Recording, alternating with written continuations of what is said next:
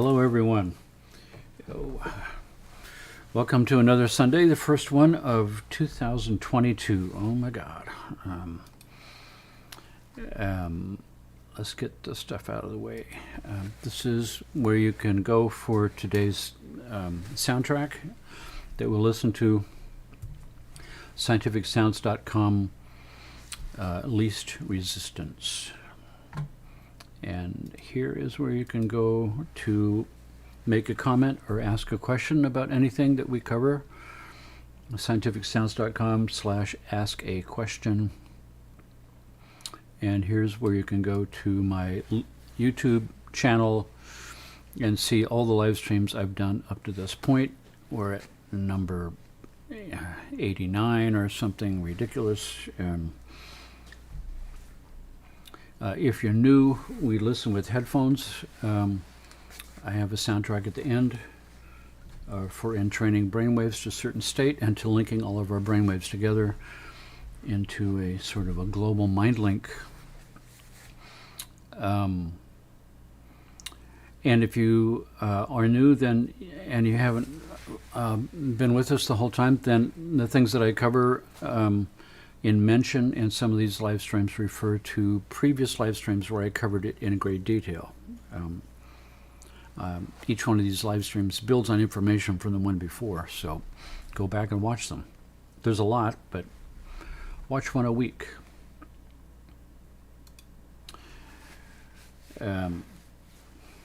So today we're talking about paths of least resistance.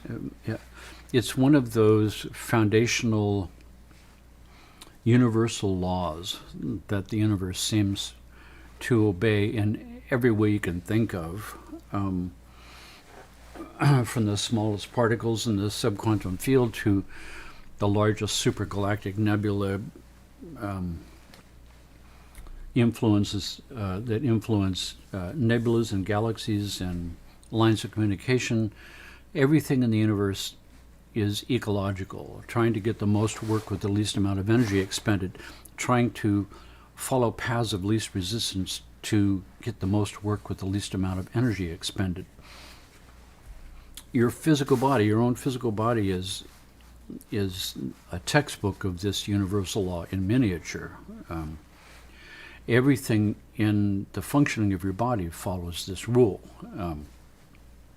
And as I've said before, as unbelievably complex as this body is, in all the different systems that all have to be integrated together and function in relationship to each other perfectly, that everybody's got to be aligned and synchronized up, and who the central command that accomplishes that task, that governs that, is the autonomic nervous system, with the sympathetic, parasympathetic in the center of your brain in a place called the hypothalamus. It's the master program that calls the shots, that receives information from all these various systems, links them up, coordinates them together, synchronizes them all up, sends signals back down to balance them out,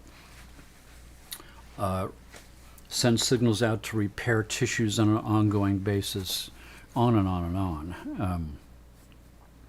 And as where we have cranial systems and skeletal systems and spinal systems and brain systems and brain and spinal cord and nerve roots and supply chains to muscles and organs and glands through the vagus nerve and the sympathetic, parasympathetic, the chakras and the meridians and organs and glands and biochemistry and all the rest.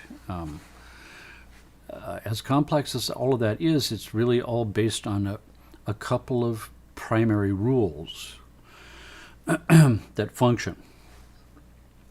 Primary rule number one is survive at all costs. And that's what sets us up for the fight or flight response. So all my five senses are stuck into the world to monitor influences to see if I'm being threatened. That's why we have five senses stuck out into the world. Am I being threatened or not? Is the sensory information I'm getting from seeing and hearing and smelling and tasting and touching and all the rest is the information I'm getting through these senses. Is it good, is it neutral, or is it bad? And if it's the slightest degree bad, I have a full-blown alarm response just to be on the safe side in case I'm being threatened, so I'm already up and ready. And if it turns out to not be life-threatening, then I relax that. Fine, no problem. If I didn't have an alarm response when I truly was threatened, then I die like an idiot. Because I didn't obey rule number 1, survive at all costs, which means have a full-blown alarm response with anything that's new, anything that's different, anything that could be that I don't know what it is, needs to be evaluated. And rule number 2 is the rule that obeys the path of least resistance. Rule number 2 is get the most work with the least amount of energy expended. Be ecological. Cut corners, jump to conclusions, do whatever is necessary to get the most work. Every single system in the body gets double, triple duty. For instance, my bones hold my system together, but they're also partially hollow with something called trabecula, like sponge-like openings. And that makes the bones lighter and more flexible and therefore stronger. And it's where the bone marrow is, which manufactures red blood cells. So double duty, triple duty. And everything is kind of that way. This concept of being ecological and having the least possible amount of waste, where everything is recycled. And essentially in the universe, there is no waste. Zero waste. 100% efficient system where everything is used up and then discarded and reused again and rebuilding new things. Like, for instance, the spleen. Most people don't know where their spleen is. It's tucked up underneath the right side of your chest there.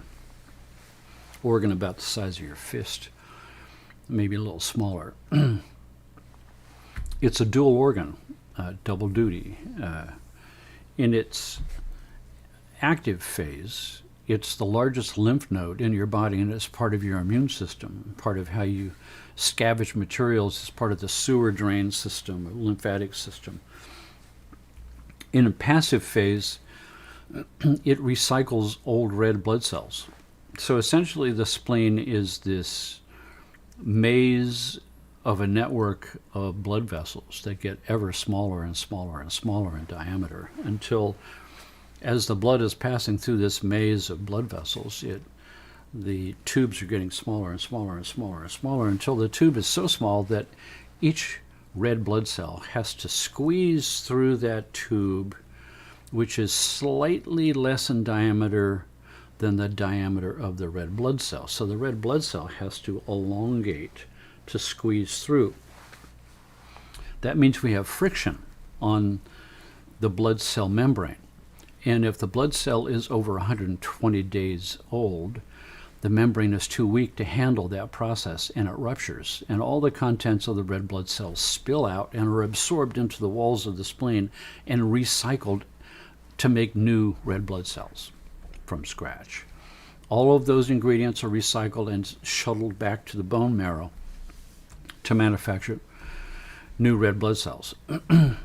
One tiny little example of double, triple duty where everything is recycled perfectly and everything is like paths of least resistance. The fact that the blood is flowing along through these tubes that are getting smaller and smaller is a property of fluids themselves, which are probably the most perfect example of paths of least resistance that I can probably even think of. I mean, water.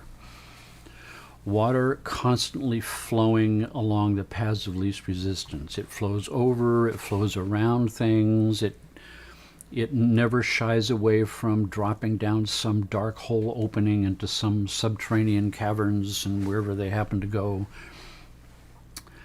It's effortless effort. flows along and falls down and then flows through here, goes around the rocks, whatever it has to do. It's always following this path of least resistance, the perfect sort of Zen example. And as water from all kinds of different places coalesce together, they form these streams. And the streams flow around the rocks and up and down and in and out and seek their own gravity. And it's this continual thing where more and more streams flow together and form rivers. And the rivers flow around the rocks and in and out and up and down and form waterfalls or whatever is necessary. And the rivers become gigantic and fast-flowing, and all of them coalescing over all the landscapes that we can imagine into tributaries. And the tributaries continue to cut across the land in whatever the path of least resistance presented to form these interesting kind of pathways. So when you look at these kind of beautiful pictures of tributaries and rivers, I had this firsthand because I lived in Virginia. I lived, the Blue Ridge Mountains and the Shenandoah River. The Shenandoah River is famous for this kind of thing, for the meandering of the Shenandoah River cutting through the landscape like this. And these forms here represent the paths of least resistance in the land to the flow of water. So we are actually seeing a diagram of the pathways of least resistance in the ground, where the water naturally assumes its flow. It's a map of the pathways of least resistance in this particular landscape. In landscapes in general, this forms, a satellite photo of grand river and tributaries. Shows us a map of the pathways of least resistance. Pathways within pathways within pathways. Fractal designs is what these look like. This is a satellite photo from the orbiting space station of giant rivers and tributaries, which look like capillary beds. It's amazing how all of this starts to look like your body after a while. Here's a map of all the river tributaries in the United States and how all of them flow together and form larger pathways of least resistance from smaller ones. They all coalesce together and coalesce together and coalesce together until they reach the sea, which is the largest possible path of least resistance, final stage. The final place where the path of least resistance ends is the ocean itself, 2/3 of the planet. And so it is with how we organize our lives. Those of us who can align with the flow of nature, align with the flow of life itself, because life itself is like a stream that's following its path of least resistance. There's nothing else you need. If you can align yourself with the flow and allow it to carry you, you do not need to use your own personal power, your own personal effort, your own personal energy in order to accomplish anything. This is very similar to the years when I was taking martial arts, Aikido. Sort of what the idea behind Aikido is Ki is the study of this life force. And in acupuncture, that's the electromagnetic influences, the flow of electromagnetism through my body along the paths of least resistance, which are the meridians. Acupuncture meridians are the pathways of least resistance to electrical flow. There's no physical tube there. It's It's virtual pathways of least resistance through the tissues to electricity flowing. So the electricity flows along those pathways because of the pathways of least resistance. And when you look at those acupuncture charts, that's what you're seeing in the body, is a diagram of the pathways of least resistance to electrical flow. And we know that there's 12 pairs of meridians of this pathways of least resistance, and each one of them goes with a predominant organ or a gland. Muscles are associated on each of those electromagnetic circuits, so to speak. The system is wired up to have a flow in a 24-hour clock. Each meridian connects head to toe to the next meridian, so actually it's one gigantic meridian, divided up imaginarily into 12 different parts, based on a 24-hour clock of high tide, low tide of electromagnetic flow. So 2 hours every day, one of those meridians is at high tide of flow, and its opposite is at low tide of flow. And on a 24-hour clock, one of those meridians is always at its high tide. For instance, people with, who wake up in the middle of the night between 1 and 3 a.m., that's the liver meridian at its high tide, where I'm supposed to be detoxifying my blood in the liver, like a big oil filter. When the liver is congested and we have backup of toxins, they end up backing up through the blood vessels into the brain. And when the brain cells are reaching into the brain into the blood for a handful of oxygen, it's getting half a handful and a half a handful of toxins that are backing up. And that gives me nightmares and agitation and sweats and wakes me up. Classic sort of idea.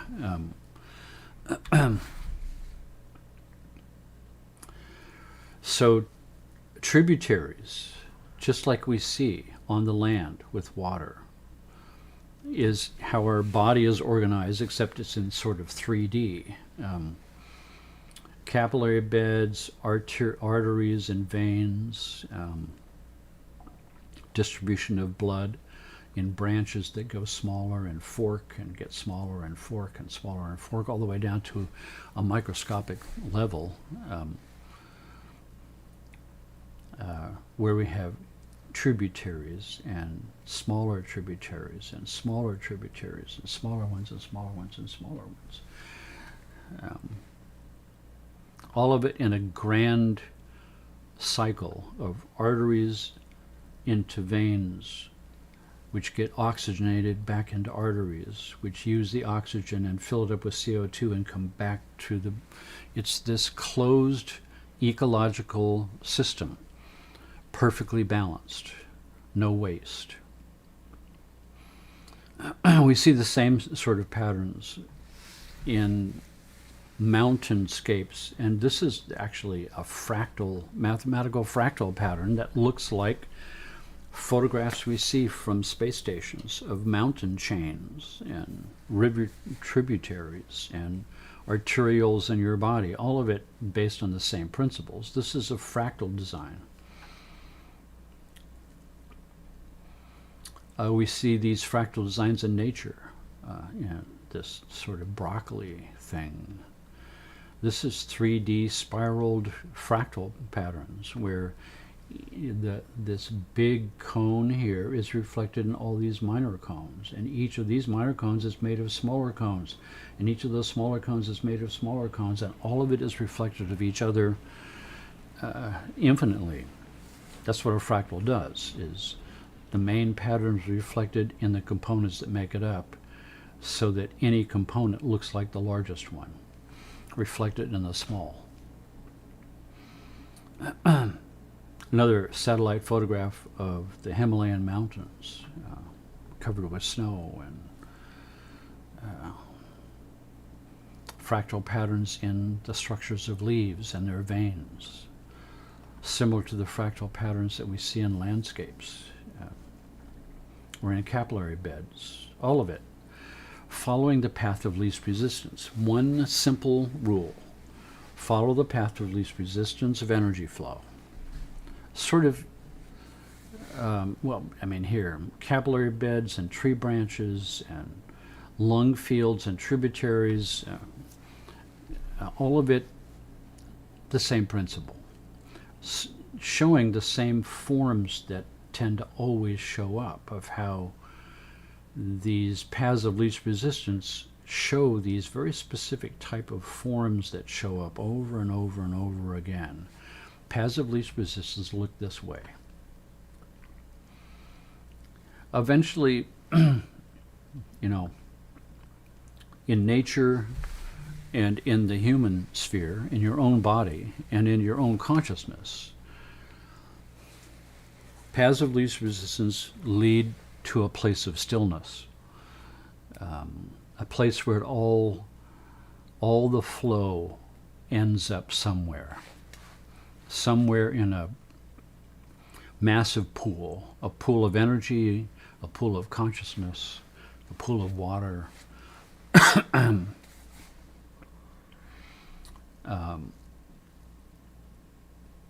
To become effortless takes a lot of effort.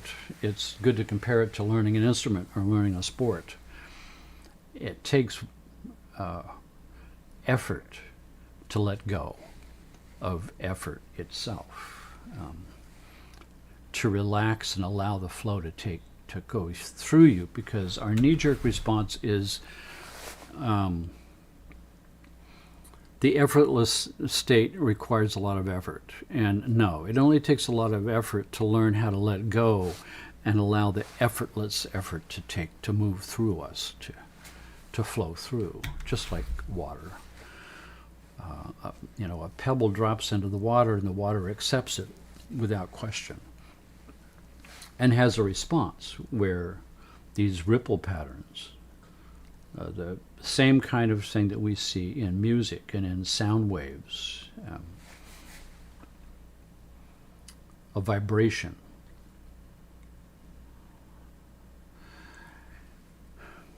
And, you know, these patterns of spirals is another one. You know, water going down the drain. This particular type of spiral pattern always emerges as we follow paths of least resistance, down and down to wherever this is all leading it.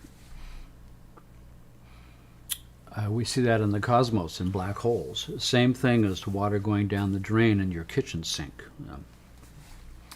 As the blood spiraling down your arteries, same business, same mathematical laws apply. And all of those laws point to one aspect: a pathway of least resistance to save energy. Gravity is the same kind of thing. It's a point of falling. Things are moving towards this point of falling. So, for instance, the earth that you're sitting on a chair, and the chair is sitting on the ground, and the ground is you're plastered against the ground because your body is trying to fall to the center of the earth. You're falling towards a point of falling, an attraction point. And the only reason you're not following and moving there is because the earth is in the way, because the earth got there first. All of the components and the rocks and the debris and all the stuff swirling around in a cloud when the solar system was being formed and when the earth was first being formed, all of the dirt and the rocks and the stuff was falling towards this point and clogging up the drain and accumulating and accumulating and accumulating on top of itself until it was a planet-sized plug in a hyperdimensional hole. And you're stuck on top of it, also trying to fall into that hole, but you can't because it's plugged up with the debris of the earth. You're stuck here, plastered against the earth, trying to fall towards a point of falling. Why? Because the universe is obeying a grand universal law. Falling to the point of least resistance, following a path of least resistance to a point of falling. And the black holes form massive swirling galactic nebula, like our galaxy. Our whole galaxy is swirling around a giant point of falling. A black hole at the center of our galaxy is causing this giant spin, and at the center of this, it's falling in. You know, whole star systems are falling into the black hole. And we're out here on some spiral arm out here spinning around and going down the drain, except it takes, you know, hundreds of millions of years. Your lifespan is, you know, 80, 90 years. So you have a perspective on this that seems stable, but it's, in the grand scheme of things, you're going down the drain. So are all of us. Why? Because this is the point of falling. This is the point of least resistance. Everything's trying to go there. You know, we're out here on some spiral arm of our own little galaxy. One of these little dots is our whole solar system, and down inside that dot is planet Earth. And on planet Earth, it's spinning, and you're sitting on it, falling towards the center. All based on this one law. The one simple law of the pathways of least resistance. You look up in the sky at night, if you can go to a place where you can even see the sky anymore, one of the troubling aspects of being in the 21st century is you don't even see the sky anymore. This is what it should look like. Go out in the middle of the desert someplace, and it's you and the Milky Way. What's the Milky Way? It's this, seen on edge. We're down in here someplace, and we're looking towards the center. We're looking across this expanse like this here, and this is what it looks like. Milky Way is looking at the galaxy on edge towards its center.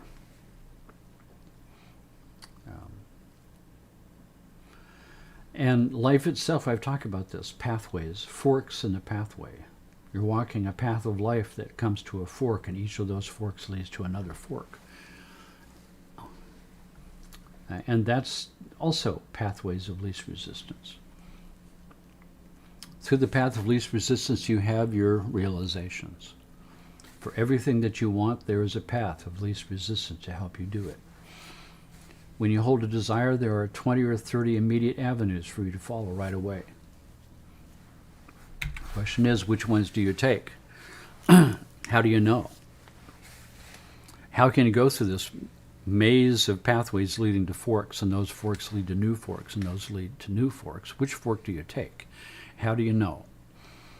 And from the ancient standpoint, how you know is your gut tells you, your gut feeling, your intuition. You have to now rely on something deeper inside of you that does know.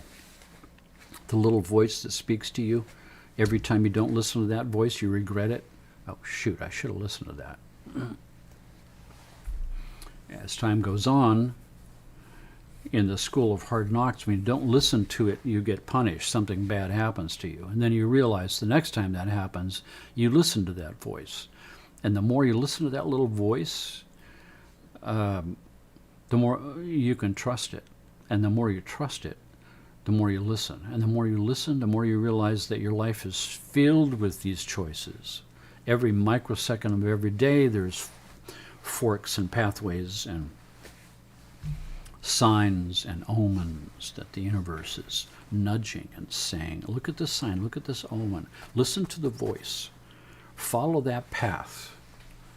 Don't make this decision from up here and do that one. Listen to this one and follow the one that the universe is flowing pathways of least resistance for you. If I desire something and I want something, that desire and that want itself, when it's for the betterment of my soul, is part of a universal law of its own. That is the voice. That voice is the path of least resistance that's saying, don't resist. Flow with what's trying to come through you. Allow it to happen. Make the effortless effort. Find your still point. and listen to that voice. Listen to the influence that's pushing you. And sometimes the voice is not a voice in your head. It's a sign. It's an omen, right? It's a butterfly landing on your sleeve. That's an omen. It's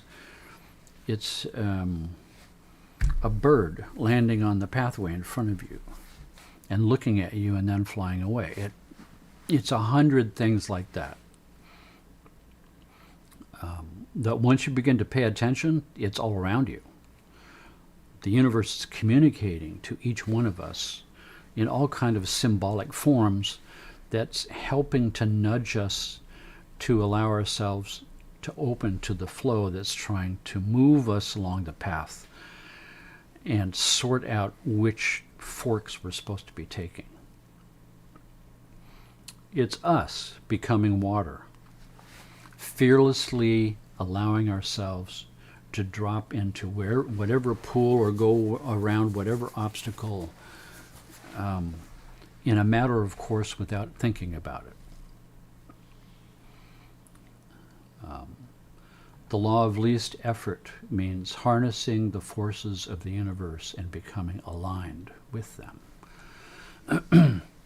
Relaxing into it, letting go, listening to my voice, listening to my heart.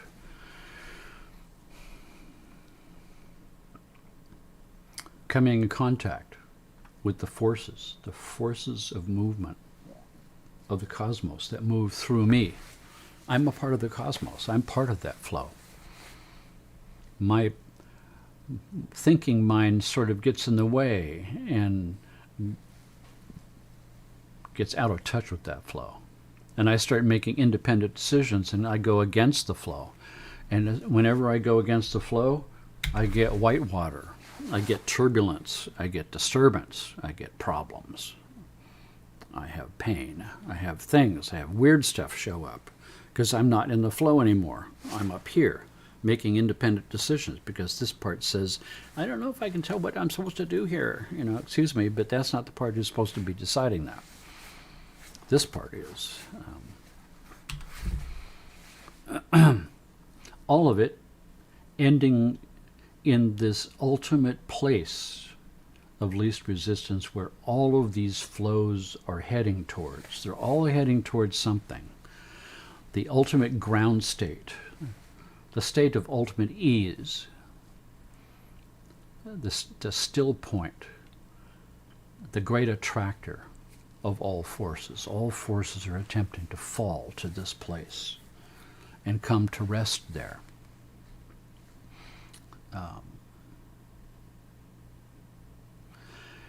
And when we're in this flow, we have power, we have force at our command. Universal force. It's not coming from us. We're the conduit for it. We allow it. Like I said, in Aikido, and ki is this force, and Aikido, which means the way of the force. It's learning how to align with the flow of this force. That's what Aikido is all about. Aikido is one of the martial arts that has no offensive moves. There's no strikes, there's no blows. You learn to find the point of ki, or chi, or whatever you want to call it. It's this point. It's your belly button. It's 1 inch down from your belly button, below your belly button, and 2 inches straight into the center of your gut. There's a point there. In esoteric literature, it's called magnetic center. It's your own personal point of falling. It's the ground state place. It's the center of gravity of your whole body. If you look at the Leonardo da Vinci's Vitruvian Man in the Circle, the center of that circle and the center of his body is 1 inch below his navel and straight in. That is the center of that circle, of the center of the gravity mass of your body when it's extended this way. And you learn to find that point, to get still, and to find this central point of gravity, this central point of balance in your body. You learn to find it. You learn to hold it. And then you learn to hold it under greater and greater distractions. The ultimate distraction is somebody coming at you with a knife. And since this point of key is the entry point of universal key, it's where your body connects its doorway to the universal wellspring of all energy in the universe. And once you learn to hold that point and align with it and flow with it, you no longer use your own energy of your own body anymore. You're tapped into a universal source of energy that is bigger than you and bigger than everybody. And it means that the attacker who's coming at you is using the same force that you're using.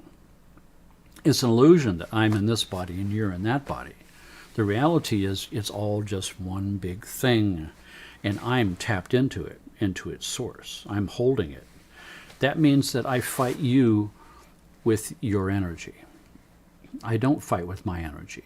I use the universal source of energy that you are tapping into to try to fight me. And once I can hold that energy, I can manipulate that energy. And I never touch you. You come running at me, I do some moves, I move that energy, and you go flying across the room, and I've never touched you. You pick yourself up, and now you're pissed off, and you're attacking me. You're more unbalanced than you were before, and now I am in complete control. And I just keep throwing you around the room, you keep hitting walls, and until you're so bruised up and exhausted that you can't fight anymore, and I walk away. That's Aikido. But there's something at the core of that I'm talking about here. Path of least resistance. I am in a neutral state where I am no longer bothered by what appears to be danger of you coming at me with a knife. That's not what I'm seeing. I'm seeing energy in movement, and I'm moving that energy in places that no longer is a threat to me. It's what Tai Chi is all about. Learning to find this energy flow that I am a part of, tapping into it, learning to find it, learning to hold it, and learning to manipulate myself within it, within that flow.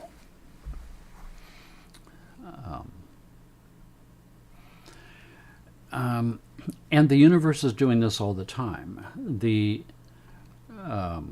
maximum conservation of energy that can happen in a fluid is a sphere.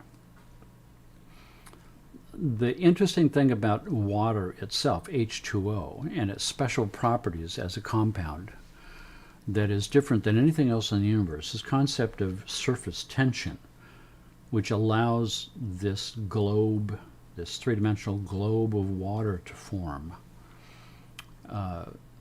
as its personal perfect ground state, where all forces obey this law of least resistance. Least resistance always forms a sphere, the ultimate geometric shape of all of nature. A sphere.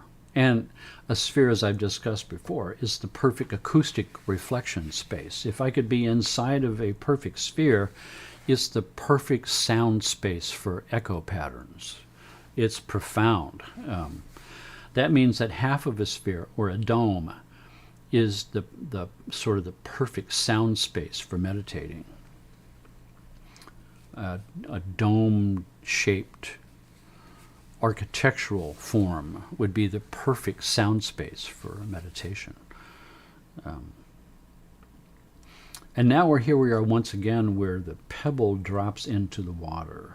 And when it does that, this interesting phenomenon takes place where the water shoots up out of that point of contact into these shapes. And the shapes form spheres. Once the water travels up to a point and it stops before it starts falling again, there's a point of weightlessness. And that water forms a perfect sphere. Just for an instant, and then gravity pulls it back to its point of falling again, and it begins to elongate. You can see here as it's accelerating up its shape is sort of a modified teardrop. But when it hits this point up here and goes into neutral before it starts to fall, there's a place where it's a perfect sphere. It's weightless. And we see the same thing when we have done experiments with water and fluids in space itself, on the International Space Station. This is water with some green dye and an aspirin put inside, so it's bubbling. But it forms a perfect sphere in space. Water forms a perfect sphere in a weightless condition. That's what this photograph is right here. Perfect spherical globule of water, weightless in space. This is what happens. This is the ground state of all paths of least resistance lead to this, lead to a perfect sphere of rest. The sphere of consciousness is the same. There's a place inside of my own consciousness where all thought forms and all feelings and all states reach a place of rest. It's a place of self-contained spherical consciousness at complete ease and rest and safety. It's our planet is a big sphere, a point of falling at a center point. In the cosmos, we see the same thing. We see spheres within spheres within spheres, all of them based on size. This is the cosmic background radiation. Galaxies and nebulas. We see a same configuration as this in the structure of the atom, where the atom has these shells where the electrons spin. The electrons go into orbits in shells around the nucleus. The distance between the nucleus and the first shell and the second and the third shell are all specific mathematical relationships that are based on, once again, pathways of least resistance. Someplace at the core of all of it is a concept, a mathematical concept of perfection, of perfect rest, of perfect geometric shapes that exhibit the final possible envelope of the perfect place of ecology, the most work with the least amount of energy expended, the perfect place of ease, the perfect balanced place inside of me, inside of the cosmos, inside of any kind of natural form that you've ever seen or heard of. All of it ends at this spot. And how I get to this spot is me learning to let it go. Learning to release what I think I need and what I think I want to what really is real, of revealing inside myself what satisfies my soul. What is the best use of me here as a living being on earth? Why am I here? What is it all about? I may not know the answer up here, but here knows the taste of it. And if I listen to this part and allow myself to synchronize up with the flow that the universe is trying to push me through as a series of experiences along a pathway, then I'm never wrong. I'm always right. Things always open up by themselves. The doors open, the lights turn green. All of it seems to further. It all comes on its own. It's bigger than me. My job is to make the best use of it. Then there's no regrets. And as time goes on, I learn how to do this better and better. It's like playing an instrument. It's like learning the guitar or the piano. It's practice makes perfect. Practice of listening to the voice. Practice of opening myself up to the flow. Practice of releasing my doubts, releasing my frustrations, whenever I'm frustrated, it's because I'm trying to do it with this part. The inappropriate tool for the job is being used. So I've got friction, I've got frustration, I've got whitewater, I've got turbulence. Whenever I feel that in my life, I have to stop and let go and start listening to where's the voice, looking around, where's the omens, where's the doors opening, which doors are closing in my face, which ones are opening. As soon as I feel the frustration, I've lost it. I need to come back. I need to get back into this space, feel the flow. Now I can start to look around. Where's the doors opening? This door that just closed in my face is where my frustration is. I'm trying to open the wrong door, or I'm trying to open it in the wrong way. I'm supposed to be turning the door handle counterclockwise instead of clockwise. I'm supposed to be opening instead of pushing. Reevaluate, look out of the box. So, with that said, this soundtrack is a sort of meditation on this ground state, this, in Indian music, it's that drone instrument. It's the tambura. It's this droning that is constantly shifting and evolving and moving. It appears to be the same until you stop and you listen to it. You realize it's evolving all the time. It's always different. It's always moving around. The still point, path of least resistance, allowing yourself to let go. That's what today is all about. That's what this one is all about. So,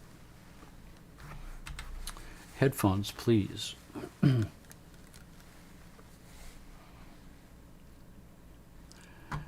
And here we go. Give it a second.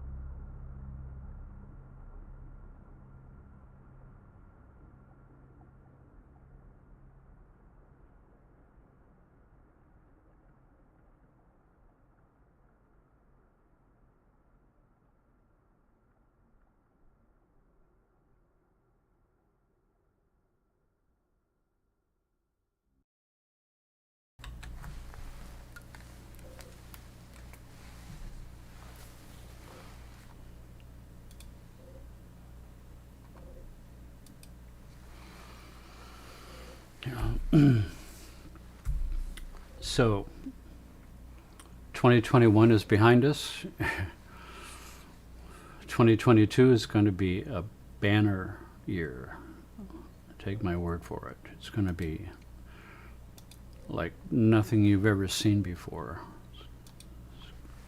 It's going to be... My life is going right over the top. I'll discuss some of those things next time. The projects that we're up to. I mentioned a bit about the complete reconstruction of the recording studio into a whole new realm. We're reinventing my whole sound healing system, biotuning. I will be traveling back to Taiwan again after a 2-year absence because of COVID, and opening up a branch in Asia to pursue Asia. I have a huge following in Asia. It's a huge market. China, Singapore, Hong Kong, Korea, Japan, Taiwan. Those regions are perfect because there's a history of meditation and there's a fascination with anything high-tech. So when we talk about high-tech meditation and brain entrainment, it's the perfect audience for that. There's also no prejudice there as far as medicine and research and acupuncture and holistic techniques, all perfectly melded and integrated with medical techniques. I've given major presentations to huge audiences of researchers, hospital researchers, major institutions, hospital administrators, medical doctors, psychiatrists, acupuncturists, chiropractors. I mean, all of them mixed together, no prejudice. It's unique and interesting, and it is not what is going on in the United States. It's hard to get used to because I've battled and fought for 40 years to move a holistic approach into the mainstream here in the United States, and it's been nothing but difficulties. There, it's simple. And developing it there and then entering it back into the United States as something packaged and proven and researched is probably the way to go. It seems to be the flow, and I'm following that flow where it's taking me, and it's taking me into interesting, amazing places. And if it's happening to me, it's happening to you because we're entangled. So get ready for the change. This year is going to be amazing. Allow yourself to enter into that flow and allow it to open for you. We're all linked together now. Meantime, Happy New Year to everybody, and I will see you next week on Sunday.